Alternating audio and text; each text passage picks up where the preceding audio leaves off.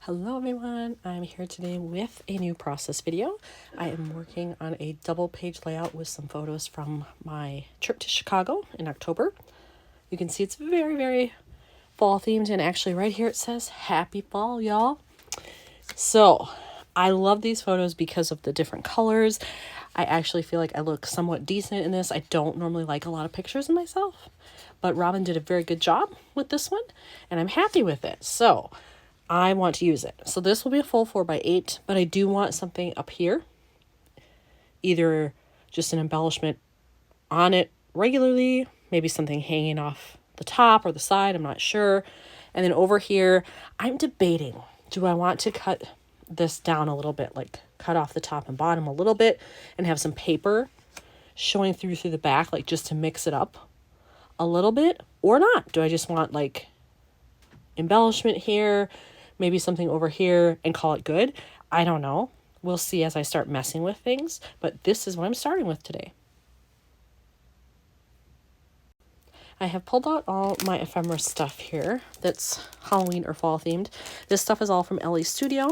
It's kind of hard to see, but that's who makes it, so I've got that happening here.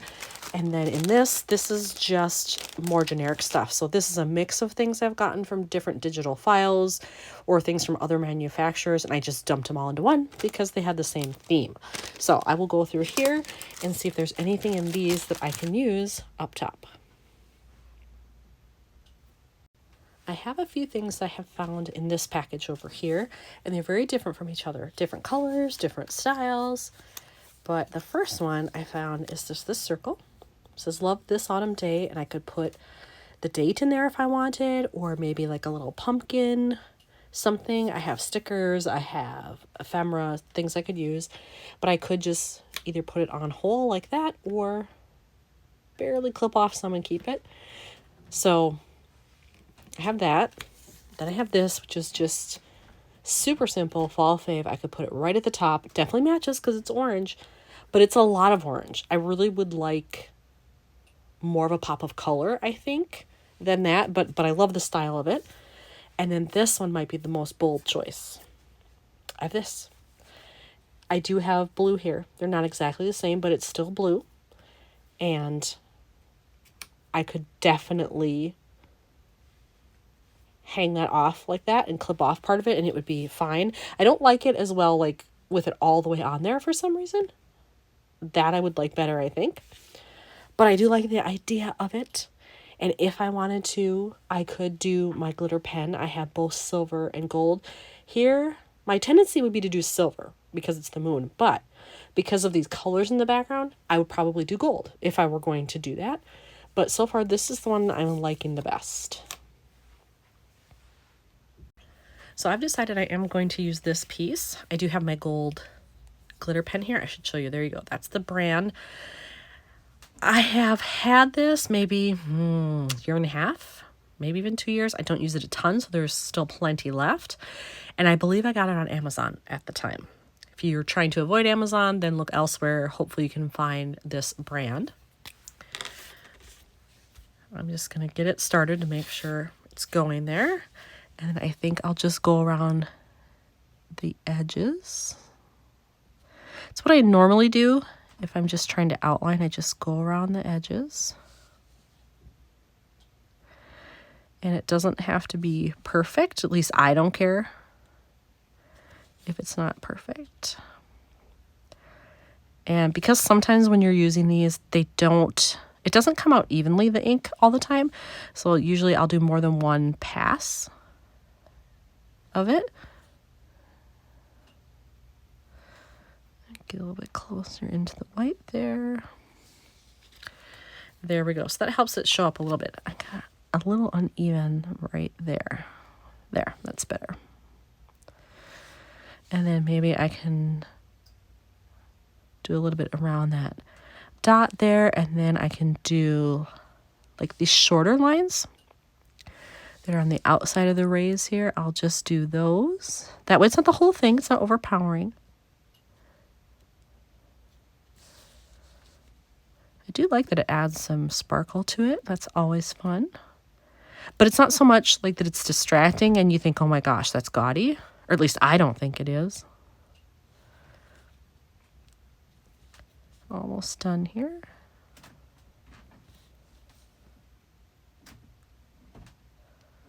Did I get them all? Oh, no, 2 more. One there. One there. How's that look? Yeah, I think that's enough. I don't want to do like these inside ones plus all of these. Like, that's too much. But I think just those outside plus mainly around the moon there, that's pretty good. And these do dry pretty quickly, but I will let it sit for just a minute and then, oh, maybe I'll end up cutting off part of that gold line, but that's okay. But I think it'll be like that. And then I'll just have to figure out, am I going to cut this photo or not? So I have that part done, and then I was looking through my phrases to see if I had anything there in blue. The blues I have are more like this, generally speaking. Like kind of a teal, aqua, those colors, not a lot of navy. But I found this, and it just says cool and crisp, and it's in a blue that's similar to that. And I like that because it was cool that night. It was not cold. It was cool. You can see I have a shirt on underneath this that was long sleeve. And then with this cardigan, it wasn't super heavyweight or anything, kind of medium weight. That was enough. I did not need a jacket that night, which was awesome for the end of October. So that was perfect. So I like that phrase both for the fact that it's white and blue and for what it says. So I'm going to add that there. And then I still have to figure out, what am I doing with this? When I went in and looked at my blue scraps, I didn't find anything that I could use. I found a color I liked, but the pattern doesn't work. I love this. It kind of goes with the night thing, but it's way too busy for these. But I like the shade of blue. So I think what I'm going to do is use this as my guide. I'll take this, I'll go into my cardstock and hopefully find something that is a similar shade of blue, and I can just use that. Well, sadly, I don't have anything where it's this close to the shade of blue. So that's not going to work. But that also tells me I need to replenish some of my cardstock. But I do have this piece. Now, these colors are actually quite close, closer than the other two. So I might use this. And then I'm wondering if I should flip these around, so that this blue is opposite there. They're clearly different. But then when I use this as a background, these are diagonal. And so it pulls the eye across and makes them look more cohesive. So I'm going to try it. And if I don't like it, I can always change my mind. There's the photo on the blue background, and I actually really like that. I think that was a good choice, actually, so that's good. And I think I'm going to do it like this. There's a little bit showing at the top, but then enough room at the bottom to overlay either... Oh, no, you know what? I don't want these next to each other, both at the bottom, so it's going to have to be at the top. So I will move this down. The photo will probably go about there. And then here, I could overlay another one of these phrases if I found one that works, or I can stamp, because I still have my stamp set here with fall phrases. Could be either one. From the phrases, I think I'm just going to do this one. This is Fall Favorites. This is one of my favorite pictures. I love what this says, so I think I'm just going to do it like that.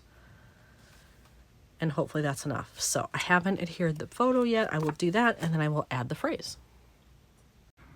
All right, I have everything in the page protector. So here's this one for the left, this one on the right. And it's simple, but I like it. I think it's enough. So here's another one finished for Chicago. Thanks for watching.